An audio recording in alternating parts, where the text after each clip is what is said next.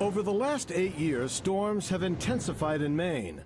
Powerful storms that the governor says flooded not just coastal cities and towns, but inland communities as well. They chewed up roads. They broke down seawalls all up and down the coast. Great flooding in the interior part of Maine. Culverts washed out, roads destroyed. Today's grants will allow communities in both inland and coastal Maine to take bold action to protect their residents and their businesses against dangerous weather events. Governor Mills made the announcement on Colony Beach in Kennebunkport. The town was awarded a $75,000 grant to try to find ways to prevent the next storm surge from flooding the Kennebunk River and Dock Square. This area is not only vulnerable, it's the heart of our town's economy and identity. Kennebunkport plans to use its state grant money to study the tides and climate change.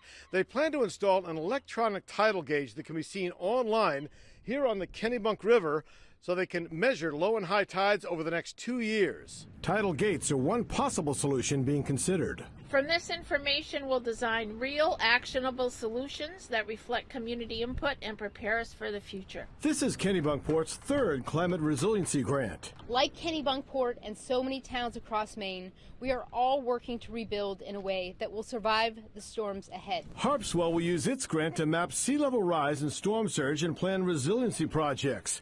Jay will use theirs on culvert improvements. And Old Orchard Beach, Saco, and Biddeford are building up the dunes to protect from the next big storm surge. Creating more dunes, refurbishing the dunes that are there. Other communities will use their grant to pay for energy efficiency upgrades to reduce greenhouse gas emissions. Scientists have said for 100 years that carbon emissions are a problem and that climate change is real. Brad Rogers, CBS 13 News.